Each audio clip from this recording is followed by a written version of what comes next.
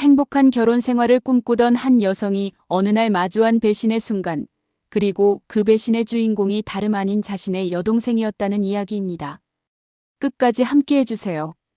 시작하기에 앞서 구독과 좋아요 부탁드립니다. 저는 2년간 사귄 자상하고 조건도 완벽한 남자와 결혼을 하게 되었어요. 연애하는 동안 그는 늘 다정했고 믿음직스러웠죠. 직장도 탄탄했고 저를 위해 아낌없이 사랑을 표현하는 사람이었어요. 저는 그를 운명이라고 믿었고 마침내 결혼을 하게 되었습니다. 결혼 생활도 처음에는 완벽했어요. 매일이 행복했고 신혼의 단꿈에 젖어 있었죠. 하지만 결혼한 지 1년쯤 지났을 무렵 저는 충격적인 장면을 목격하게 되었습니다. 그날 저는 일이 끝나고 여동생의 생일이라서 여동생 몰래 서프라이즈 파티를 해주기 위해 여동생 집에 갔습니다. 여동생은 항상 일이 끝나는 시간이 밤 10시쯤이나 되기에 집엔 아무도 없을 것 같아서 여동생 집으로 갔습니다. 그곳은 제가 결혼 전 여동생과 같이 살던 집이기도 해서 비밀번호도 알고 있었습니다. 그런데 현관문을 열었을 때 이상한 낌새가 났어요. 인기척이 났고 안방에서 웃음소리가 새어나오고 있었죠. 여동생이 일찍 집에 왔네란 생각을 하면서 신발을 벗으려고 보니 익숙한 남자 구두가 보였어요. 남자친구인가 란 생각이 들었지만 왠지 확인해보고 싶은 직감이 들었습니다. 조용히 다가가 문을 열었을 때 저는 두 눈을 의심했습니다. 침대 위에 제 여동생과 함께 있는 사람은 남편이었어요. 순간 머리가 하얘졌고 심장이 미친 듯이 뛰기 시작했어요. 이게 대체 무슨 짓이야? 저는 소리를 질렀고 두 사람은 깜짝 놀라 몸을 가렸어요. 남편은 새하얘진 얼굴로 다급히 옷을 챙겨 입었고 여동생은 아무 일도 없었다며 변명을 하기 시작했죠.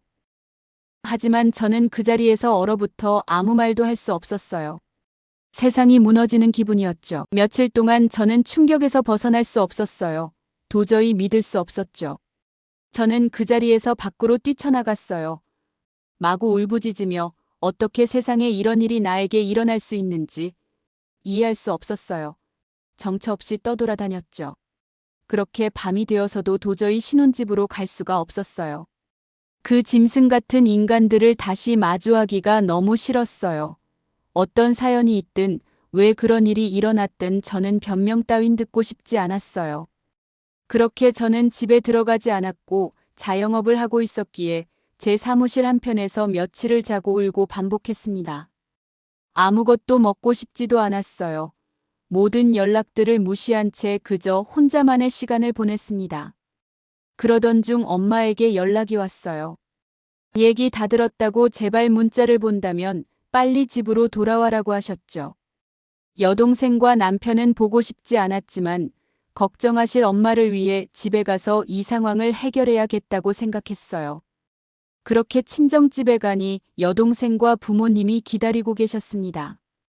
여동생은 제게 할 말이 있다며 방에서 얘기하자고 했죠. 언니 정말 잘못했어. 라며 무릎을 꿇었어요. 사실은 형부랑 7년 전에 알던 사이야. 대학생일 때 형부와 잠깐 사귀었었어. 형부는 동아리 선배였고 동아리 활동을 하다가 마음에 들어 사귀게 되었는데 그렇게 1년 정도 사귀다가 형부가 유학을 가서 헤어지게 되었어. 그리고는 잊고 지냈어. 그런데 언니 상견례 자리에서 다시 보게 된 거야. 하지만 상견례 자리에서 아는 체를 할 수는 없었고 너무 행복해하는 언니를 보니 말을 하기가 힘들었어. 그래서 우리만 서로 말하지 않으면 된다 생각했어. 그리고는 더 이상의 얘기를 안 꺼내려고 했는데 우리 처음 다 같이 간 가족여행에서 처음으로 형부와 얘기를 하게 된 거야. 그제야 저는 이 관계가 단순한 실수가 아니라는 걸 알게 되었어요. 그러고 보니 예전 생각이 났어요. 제가 막 직장 생활을 시작해 정신없을 때 여동생은 남자친구가 생겼다고 했고 기뻐하면서 데이트 나갈 준비를 하며 제 옷도 빌리고 머리를 어떻게 해야 이쁘냐는 둥 한참을 그렇게 데이트를 나가던 시절이 떠올랐죠. 그러더니 어느 날 남자친구가 유학을 간다고 했었어요. 그리고는 헤어졌다며 울고불고 했던 때가 떠올랐죠. 그땐 그저 지나가는 인연인 줄로만 생각했는데 어떻게 운명의 장난이 이런 걸까요? 왜 내게 진작 얘기하지 않았어? 라며 저는 소리쳤어요. 그렇게 과거 일이라고 잊을 거였으면 끝까지 그렇게 행동하지. 여동생이 너무 원망스러웠어요. 저희 부모님과 여동생 그리고 우리 부부가 첫 여행을 갔을 때가 떠올랐어요. 그땐 대부분의 시간이 다 같이 있었지만 제가 부모님만 온천에 데려다 드린다고 2시간 정도 남편과 여동생 둘이만 있었던 시간들이 생각났죠. 아마 그때부터였나 봐요. 둘이서의 관계가 다시 시작된 게. 그 여행 이후 여동생과 여동생 남자친구, 그리고 저희 부부 이렇게 여행을 자주 갔어요. 다시 둘의 관계가 적극적으로 시작된 건 2번째 여행이었던 것 같아요. 저는 그런 줄도 모르고 남편과 여동생이 만나기만 하면 어색해하는 게 느껴져서 이제 다 가족인데 좀 더 친해지라고 강원도로 여행을 가자고 나섰죠. 펜션에 가서 저희는 고기도 굽고 술도 마시며 재밌는 시간들을 보냈어요.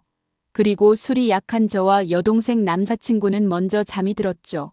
그리고는 남편과 여동생은 계속해서 술을 마시고 예전의 감정들이 떠올랐던 것인지 잠자리를 하게 되었다고 했어요. 어쩐지 그 뒤로 이상하게도 남편은 항상 여동생과 함께 여행을 가자고 했어요. 저는 그때는 바보처럼 이제는 많이 친해졌구나 다행이다라고 생각했죠. 그 이후로 여행을 가지 않고서도 남편과 여동생은 저 몰래 관계를 지속했습니다. 어느 순간 여동생은 저희 집에도 자주 놀러 왔고 제 선물을 골라준다며 남편과 단둘이 만나기도 했었습니다. 저는 순진하게도 그게 다 저를 위해서라고 생각했죠. 저는 전혀 눈치채지 못했어요.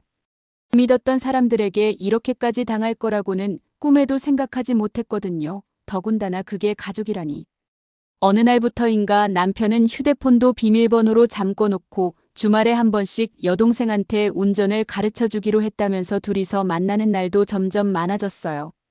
그럴 땐 조금 수상하다 생각했지만 아닐 거야 라며 의심하는 제 자신을 한심하다고 생각했어요. 그리고 저는 결국 그들이 함께 있는 모습을 목격한 거였어요. 여동생에게 그 얘기들을 다 듣고서 여전히 누군가에게 맞은 듯 멍하게 정신을 차릴 수가 없었습니다. 며칠이 지나도록 남편과 여동생은 계속해서 용서를 빌었어요. 여동생은 자신이 감정적으로 흔들렸다고 말했고 남편은 단순한 실수였다고 했죠. 어이가 없었어요. 실수, 잠깐 흔들렸다고 하기엔 둘 다 저를 속이고 계속 만났잖아요. 모든 게 다 거짓이었어요. 제가 얼마나 사랑했는데, 제가 얼마나 신뢰했는데 그들은 그 모든 걸 짓밟았어요. 저는 결국 남편과 이혼을 결심했어요. 더 이상 그와 함께할 이유가 없었어요. 하지만 여동생과의 관계는 어떻게 해야 할지 너무 혼란스러웠어요. 결국 저는 더 이상 여동생과 예전처럼 지내기 힘들 것 같았고 아무런 믿음도 남지 않아 여동생과도 연을 끊었어요. 그리고 남편과의 이혼 절차를 밟기 시작했습니다. 이 모든 일이 끝난 후 저는 다시 혼자가 되었어요. 그리고 오랜 시간 동안 남편과 여동생을 원망하고 지내고 있어요. 진작 둘의 관계를 알았더라면 결혼하지 않았을 텐데 라고 계속 후회했죠. 왜 나는 이런 일을 겪어야 했을까? 왜 나는 믿었던 사람들에게 이렇게 배신당해야 했을까? 저는 그저 진심으로 사랑했고 가족을 아꼈을 뿐이에요. 이제는 저 자신을 위해 살아가려 합니다.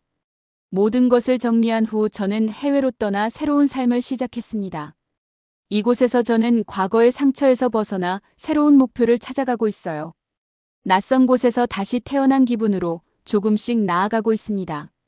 긴 이야기 끝까지 들어주셔서 감사합니다.